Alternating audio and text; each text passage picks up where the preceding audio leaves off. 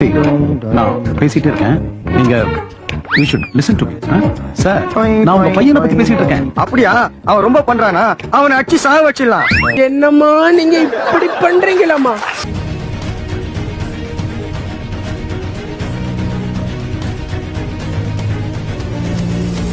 என்ன மனுஷன்? கைஸ், தமிழ்நாடு முதலமைச்சர் விஜய் அவர்கள் நேத்து பெரம்பூருக்கு ஆய்வுக்கு வரும்போது அங்க இருக்க பெண்கள் கை கொடுக்கும் போது கை கொடுக்காம அவாய்ட் பண்ணாரு. இதுதான் தீண்டாமை அப்படின்ற மாதிரி எதிர்க்கட்சிகள் விமர்சனம் செஞ்சுக்கிட்டு இருக்காங்க.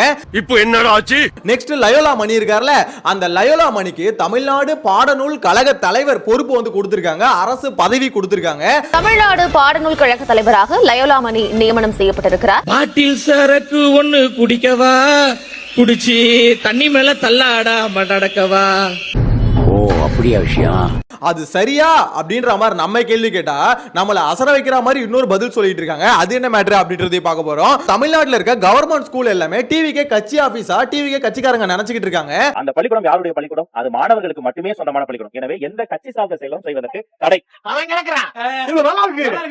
சோழிங்கநல்லூர் சட்டமன்ற தொகுதியில் இருக்கக்கூடிய அரசு பள்ளியில் சுமார் 10க்கும் மேற்பட்ட தாவகத்தினர் இணைந்து அமைச்சர் ராஜ்மோகன் சொல்லியும் இவர்லாம் ஒரு ஆள் இவர் சொன்னா நாங்க கேட்கணுமா அப்படின்ற மாதிரி டிவிகே கட்சிக்காரங்க அவங்க இஷ்டத்துக்கு பண்ணிட்டு இருக்காங்க. கவர்மெண்ட் ஸ்கூல்ல அட்ராசிட்டி பண்ணிட்டு இருக்காங்க. சோ அது என்ன மேட்டர் அப்படின்றதை பார்க்க போறோம். நெக்ஸ்ட், தமிழ்நாட்டுல லஞ்ச ஒழிப்புத்துறை இயக்குனரா இருந்த அருண் ஐபிஎஸ் அவர்கள் வந்து மாத்தி இருக்காங்க. சவுக்கு சங்கர் கொண்டாட்டத்துல இருக்காப்ல. லஞ்ச ஒழிப்புத்துறை இயக்குனர் பதவியிலிருந்து ஐபிஎஸ் அதிகாரி அருண் மாற்றப்பட்டிருக்கிறார். இது தொடர்பு சோ அது என்ன மேட்டர் அப்படின்றதை பார்க்க போறோம். இதெல்லாம் டீடைலா பார்க்கலாம். சேனலை ஃபர்ஸ்ட் டைம் பார்த்தீங்கன்னா சப்ஸ்கிரைப் பண்ணிட்டு வீடியோ லைக் பண்ணி வச்சுக்கோங்க. ஒன் பை ஒன்னா பார்த்தலாமா? ஃபர்ஸ்ட் ஆஃப் ஆல், தமிழ்நாடு முதலமைச்சர் விஜய் அவர்கள் நேத்து பெரம்பூருக்கு ஆய்வுக்கு வந்தாரு. ரேஷன் கடையில போயிட்டு ரேஷன் அரிசி எல்லாம் கொடுத்தாரு. சோ அதெல்லாம் பார்க்கிறதுக்கு நல்லா இருந்தது. அதுவும் முதலமைச்சர் விஜய் அவர்கள் இப்ப மத்த முதலமைச்சர்லாம் பாத்தீங்கன்னா இவர மாதிரி ஒரு ஸ்டார் கிடையாது. அதாவது நம்ம பார்த்த எடப்பாடி பழனிசாமி ஆகட்டும், இல்ல முக ஸ்டாலின் ஆகட்டும், அந்த மாதிரிலாம் இல்ல. சோ இவர் சினிமால இருந்து ஸ்ட்ரெயிட்டா சிஎம் ஆயிட்டதுனால இவர் அங்க வந்து அரிசி கொடுக்கறத பாக்குறதுக்கு மக்கள் எல்லாம் அவ்வளவு ஆவலோட காத்துக்கிட்டு இருக்காங்க. ஐயோ பாத்துட்டு எங்க அண்ணனை பாத்துட்டு பேசிட்டு தொட்டுட்டு ஐயோ அதே முடி, அதே மீசை, அதே மூக்கு, அதே வாயி, அதே கை, அதே காலு, அதே ஸ்டைல். சோ அந்த வகையில பெரம்பூர்ல வந்து இந்த வேலையெல்லாம் பார்த்துட்டு அதே மாதிரி பாத்தீங்கன்னா பஸ் ஸ்டாண்ட் ஆய்வு பண்ணும்போது அங்க இருக்க பெண்கள் வந்து பாத்தீங்கன்னா கையை கொடுக்குறாங்க. அப்ப கையை கொடுக்காம அவாய்ட் பண்றாரு. அதாவது தெரியுது அவங்க கைக்கு கொடுக்க கேட்கறாங்க அப்படின்ற மாதிரி கொடுக்க மாட்டாரு, கை வரமாட்டுது. சோ இதை வந்து பார்த்துட்டு எல்லாம் என்ன சொல்றாங்கன்னா எதிர்க்கட்சிகளை இதுதான் தீண்டாமை.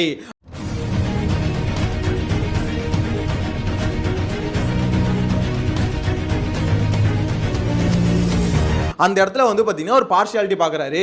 இதுவே வேற யாராவது இருந்தா கை கொடுத்துருப்பாருல, மத்த இடத்துல போய் ஈஸியா கை கொடுக்குறாரு, நல்லா ஹார்ட்டின விடுறாரு, தம்ஸ் அப் காமிக்கிறாரு, எல்லாமே பண்றாரு. ஏன் அங்க மட்டும் என்ன, அவங்க என்ன அவ்வளவு சுத்தம் இல்லாதவங்களா அப்படின்ற மாதிரி எதிர்க்கட்சிகள் கேள்வி கேட்கறாங்க. அட வெக்கம் கட்டுவீங்களா? இதுக்கு எதுக்குடா வெள்ளையங்கிலி மாலைன்னு? அந்த வீடியோ பார்க்கும்போது அவர் வாண்டடா அவாய்ட் பண்ற மாதிரி தான் இருக்கு. பட் எதுக்காக அப்படி பண்ணாரு அப்படின்ற மாதிரி தெரியல. பட் எதிர்க்கட்சிகளாம் இதுதான் தீண்டாமை அப்படின்ற மாதிரி சொல்லிக்கிட்டு இருக்காங்க. சோ முதலமைச்சர் அவர்களே, நீங்களே இப்படி பண்ணக்கூடாது. அங்க இருக்கவங்களும் மனுஷங்க தானே, அவங்க உங்க மேல எவ்வளவு பாசமா இருக்காங்க. நீங்க கூப்பிட்டோன்னு ஓடி வந்து எப்படி பக்கத்துல நிக்கிறாங்க. சோ என்ன இருந்தாலும் ஒரு ஆக்டர்ல, சினிமால பார்த்த ஒரு ஆக்டர்ல மேபி அவங்க உங்களுக்கு கூட ஓட்டு போட்டுருக்கலாம். சோ அப்படிப்பட்டவங்க வந்து அவ்வளவு ஆசையா பக்கத்துல நிற்கும் போது கை கொடுங்க அப்படின்ற மாதிரி கேட்கும் போது கொடுக்காம அவாய்ட் பண்றது கொஞ்சம் நல்லா இல்ல. மேபி நெக்ஸ்ட் டைம் அதை பண்ணாம இருந்தா கொஞ்சம் பெட்டரா இருக்கும் அப்படின்ற மாதிரி சொல்ல தோணுது. அதான் நேசம். சோ இதுக்கு அடுத்து ரொம்ப முக்கியமான விஷயம் லயோலா மணி. அதாவது லயோலா மணி அவர்கள் என்ன மாதிரி ஸ்பீச்லாம் ஸ்டேஜ்ல கொடுப்பாரு அப்படின்றது எல்லாருக்குமே தெரியும். கரெக்ட்டா? அவர் வாயை திறந்தாருன்னா தமிழ்நாட்டில் இருக்க மொத்த அரசியல் வரலாறு எடுத்து கக்கிடுவாரு. படங்கள்ல சில வரிகளை சொல்லுவாரு. இங்கிலீஷ் பீஸ் வேணாண்டி, இந்தி திணிப்பு வேணாண்டி, கரகாட்டம் ஆடிக்கிட்டு தமிழில் பாடேண்டி. இந்தி திணிப்பு அதுல வருதுல. வெளியே தான் மாமா சிரிக்கிறேன், உள்ள அழுதுட்டு இருக்கேன். அப்படிப்பட்ட அரசியல் புலமை அவர்கிட்ட இருக்கு. நாலேஜ் பயங்கரமா கொட்டி கிடக்குது. படிச்சவர் தான் இல்லைன்னு சொல்ல, ஆனா ஸ்டேஜ்ல பேசும்போது அந்த மாதிரி பேச மாட்டாரு. அவர் இஷ்டத்துக்கு பேசுவாரு. சோ எல்லாரையும் பாத்தீங்கன்னா கொஞ்சம் மலிவா பேசுறதுல இவரும் பாத்தீங்கன்னா ஸ்பெஷலிஸ்ட். சோ இப்படிப்பட்ட நபரை என்ன பண்ணிருக்காங்கன்னா தமிழ்நாடு பாடநூல் கழக தலைவரா இவரை வந்து விஜய் அவர்கள் நியமிச்சிருக்காரு. அரசு பதவி வந்து கொடுத்திருக்காங்க. அவருக்கு அரசு சம்பளத்தை கொடுங்க, பணியை கொடுங்க, அதெல்லாம் பிரச்சனை இல்ல. ஆனா நீங்க ஏன் இவரை தூக்கி அங்க போட்டீங்க? அவ்வளவு பொட்டன்ஷியல் இவர்கிட்ட என்னத்தை பாத்தீங்க அப்படின்னு கேட்டா ஸ்டேஜ்ல பயங்கரமா தெரிக்க விடுவாருங்க அப்படின்றத இவருக்கான பொட்டன்ஷியல் அப்படின்ற மாதிரி சொல்றாங்க. என்னங்க தெரிக்க விட்டாரு? அது சீமான் அவர்கள் அசிங்கமா திட்டுவாரு, சாட்டையை திட்டுவாரு. சோ இந்த மாதிரி எதிர்க்கட்சிகள்லாம் பாத்தீங்கன்னா திட்டுறதுல ஒரு ஸ்பெஷலிஸ்ட். மத்தபடி பாத்தீங்கன்னா கருத்தா தம்பில ஒண்ணும் பேச மாட்டாப்ல. இருந்தாலும் இந்த மாதிரி தாவேக்காவை வந்து பாத்தீங்கன்னா குஷிப்படுத்துறதுக்கு பேசுறதுனாலே இப்ப அவரை குஷிப்படுத்துறதுக்கு இந்த மாதிரி பதவி கொடுத்திருக்காங்க அப்படின்ற மாதிரி சொல்றாங்க. அசிங்கப்படுத்துறேன், இன்சல்ட் பண்றேன். இதை கொடுத்தது சரியா அப்படின்ற மாதிரி கேள்வி எல்லாம் கேட்டா அதுக்கு டிவிகே செய்யறது என்ன பதில் கொடுத்திருக்காங்க அப்படின்னு பாத்தீங்கன்னா டிஎம்கேல திண்டுக்கல் லியோனி அந்த மனுஷன்லாம் வந்து அந்த பொறுப்புல இருந்தாரு, அவருக்கு இவர் எவ்வளவு பரவாயில்லப்பா அப்படின்ற மாதிரி சொல்றாங்க. அவர் இருக்கும்போது இவர் இருந்தா என்ன பிரச்சனை அப்படின்ற மாதிரி கேக்குறாங்க. முன்பு 8 போல இருந்த பெண்களின் இடுப்பு பாரின் மாட்டு பாலை குடித்ததால் தற்போது பேரல் போல் ஆகிவிட்டதாகவும், பிள்ளையை தூக்கி இடுப்பில் வைத்தால் வழுக்கி ஓடுவதாகவும் கேலி பேசினார். இங்க பிரச்சனை என்னன்னா, டிஎம்கே திண்டுக்கல் லியோனை அந்த பதவியில போட்டது, அந்த பொறுப்புக்கு போட்டது பத்தி ரொம்ப கேவலமான விஷயம் தான். ஏன்னா டிஎம்கே அந்த மாதிரி அழிச்சாடி தான் பண்ணுவாங்க, அவங்களை எதிர்த்து கேள்வி கூட கேட்க முடியாது. சோ இப்போ என்ன மேட்டர்னா, அவன் பண்றான் நான் பண்ணக்கூடாதா அப்படின்னு கேட்கறது தப்பு இல்ல. அவன் ஊழல் பண்றான் நான் பண்ணா தப்பு இல்லையா அப்படின்னு கேட்டீங்கன்னா அது தப்பு தானே. இங்க அவங்க பண்ணாலும் தப்பு தான், இவங்க பண்ணாலும் தப்பு தான். சோ இவங்க என்ன அரசியல் படியை ஆத்துனாங்க அப்படின்றத பார்க்கணும். தமிழ்நாடு பாடநூல் கழக தலைவரா வர அளவுக்கு அவர் என்ன இன்டெலிஜென்ஸை காமிச்சிட்டாரு மக்களுக்கு அப்படின்றதா தெரியல. குளிக்க தொட்டி ஒண்ணு கட்டவா, கட்டி ரம்மு ஜிம்மு அதில் ஊத்தவா. சோ பயங்கரமான விமர்சனங்கள் வந்துகிட்டு இருக்கு. ஏன்னா ஒவ்வொரு இன்டர்வியூலயும் அவர் பேசுறத கேட்டோம்னு வச்சுக்கோங்களேன், ஐயோ இந்த வயசுல இவ்வளவு அறிவாய்வு இருக்கு அப்படின்ற மாதிரி எல்லாம் வியந்துருவோம். எஸ் உண்மையிலேங்க முதலமைச்சர் விஜய் தீண்டாமைக்கு எதிராக எங்கெங்க பேசினாரு அப்படின்ற மாதிரி கேட்டோம்னா, தீப்பந்தம் எடுத்து தீண்டாமை கொளுத்து இதுதான் என் கருத்து அப்படின்ற மாதிரி ஒரு பாட்டிலே பாட்டாரு. தீப்பந்தம் எடுத்து தீண்டாமை கொளுத்து இதுதான் என் கருத்து. சரி, தீண்டாமையை அவர் ஒழிக்கணும்னு நினைக்கிறாரு. சேரி இல்லா ஊருக்குள்ள பிறக்க வேணும் பேரப்புள்ள அப்படின்ற மாதிரி ரொம்ப அறிவுபூர்வமா பாத்தீங்கன்னா இன்டர்வியூல அவர் பதில் கொடுப்பாரு. சோ அப்படிப்பட்ட நபரை இந்த பொறுப்புக்கு போடக்கூடாதா அப்படின்ற மாதிரி டிவிக்கு எல்லாம் கேட்டுக்கிட்டு இருக்காங்க. எனிவேஸ் உங்களோட கருத்தையை மறக்காம கமெண்ட்ல மென்ஷன் பண்ணுங்க. தமிழ்நாடு பாடநூல் இதுக்கப்புறம் புக்ல என்னென்னலாம் ஆட் ஆக போகுதுன்னு தெரியலையே. எப்பா டேய் 4-5 சினிமா பாட்டு விஜய் அவர்கள் நடிச்ச சினிமா பாட்டு மாணவர்கள் படிக்கக்கூடிய சிச்சுவேஷன் வந்தாலும் வரலாம். ஏன்னா அப்ப அது நோக்கி தான் போயிட்டு இருக்கு. அவ்வளவுதான் நம்மள முடிச்சு விட்டீங்க போங்க. பள்ளி கல்வித்துறை அமைச்சர் ராஜ்மோகன் அவர்கள் பள்ளியில யாரும் பாத்தீங்கன்னா இந்த மாதிரி தாவேகா கட்சிக்காரங்க உள்ள போக கூடாது, சிஎம் போட்டோ மாட்டி அங்க டிஸ்டர்பன்ஸ் எல்லாம் கிரியேட் பண்ண கூடாது, அது கட்சி ஆபீஸ் இல்ல அது பள்ளிக்கூடம், அங்க யாரும் போவாதீங்கடா சொல்லிட்டாப்ல. நம்முடைய பள்ளிக்கூடங்கள்ல யாருமே எந்த கட்சியை சார்ந்தவங்க, தமிழக வெற்றி கழகத்தை சார்ந்தவர்களாக இருந்தாலுமே கட்சி கொடியுடன் செல்வதோ கட்சி அடையாளங்களுடன் செல்வதோ அறவே தவிர்க்கப்படணும். ஆனா டிவிக்கு கட்சிக்காரங்க கேட்கவே மாட்டாங்க. அவர் எப்பயோ ஆக்சுவலா போக கூடாதுன்னு வார்னிங்கே கொடுத்துட்டாரு. நீ ஒரு ஆளு நீ சொல்றத நான் கேட்கணுமா அப்படின்ற மாதிரி நான் சொல்லுங்க. டிவிக்கு கட்சிக்காரங்க அப்படிதான் நினைச்சுக்கிட்டு இருக்காங்க. அவன் கிடக்குறான்டா மயிராண்டி.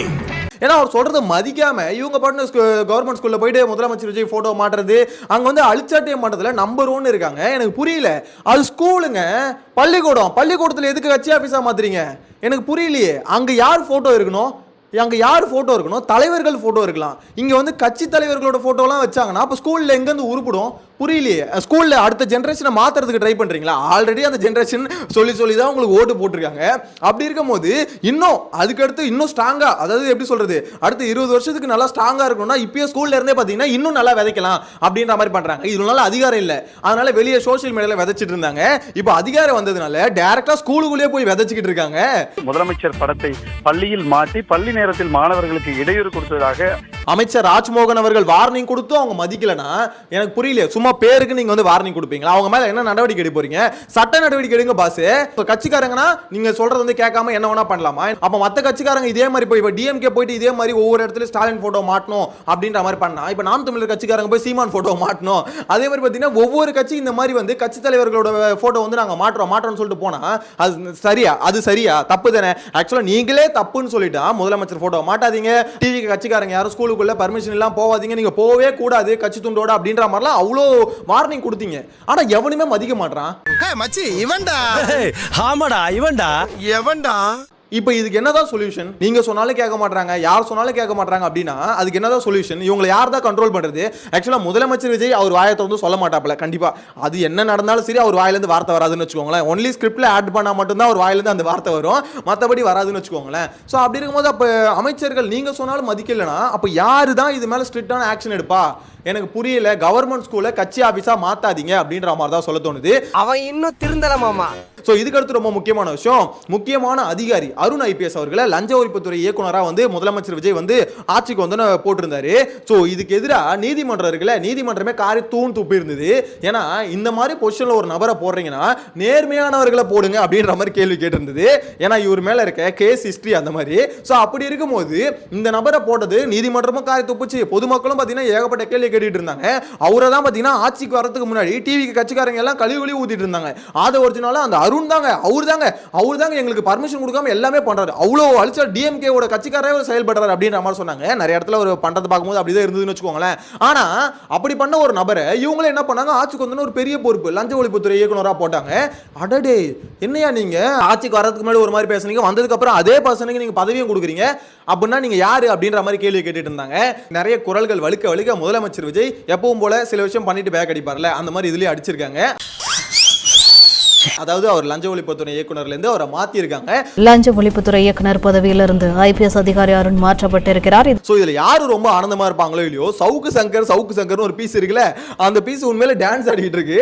அந்த அளவுக்கு வந்து குஷியில கொண்டாட்டத்துல இருக்கு அப்படின்ற மாதிரி தான் சொல்லணும். பட் நேத்து முதலமைச்சர் விஜய் திடீர்னு ஆய்வுக்கு வந்தார்ல, அது உண்மையிலே நல்லா இருந்தது அப்படின்ற மாதிரி தான் சொல்லணும். ஏன்னா ஒரு முதலமைச்சர் இறங்கி வரணும், ரோட்ல வரணும், அதுவும் இவர மாதிரி ஒரு ஆக்டரா இருந்து வராங்கல்ல, சோ இவர் அடிக்கடி இந்த மாதிரி ஆய்வுக்கு வரதான் மக்கள் கிட்ட பரிச்சயம் ஆவாங்க. அந்த ஒரு இது இருக்குல்ல, ஃபேன் ஒரு இது இருக்குல்ல, பைத்தியக்காரத்தனம், அதாவது ஊன்னு கத்துறாங்களா, இப்போ வரைக்கும் கத்திக்கிட்டு தான் இருக்காங்க, அது வேற விஷயம். ஆனா அது மாறணும், இவரை முதலமைச்சரா பார்க்க ஆரம்பிக்கணும் அப்படின்னா இவர் அதிகமா வெளியே வர எக்ஸ்போஸ் ஆக தான் பாத்தீங்கன்னா இவரை வந்து ஓகே நார்மலா ஒரு அரசியல் கட்சி தலைவரா பார்க்க ஆரம்பிப்பாங்க. ஸோ இதுக்கப்புறம் நிறைய அந்த மாதிரி வெளியே வந்தாருன்னா அது நார்மலைஸ் ஆகும் அப்படின்ற மாதிரி நினைக்கிறேன். அதாவது அந்த மாதிரி விசில் அடிச்சுக்கிட்டு கத்திக்கிட்டு எப்படி சொல்றது, அவர் இன்னொரு ஆக்டராகவே பார்க்குறாங்களே, அந்த மென்டாலிட்டி மாறும்னு நினைக்கிறேன். தெரியல, நினைக்கிறேன், வெயிட் பண்ணி பார்க்கலாம் மாறுதா என்னன்னு. எனிவேஸ் உங்களோட கருத்தை கமெண்ட்ல மென்ஷன் பண்ணுங்க. நெக்ஸ்ட் வீடியோல மீட் பண்ணலாம். Tata bye by.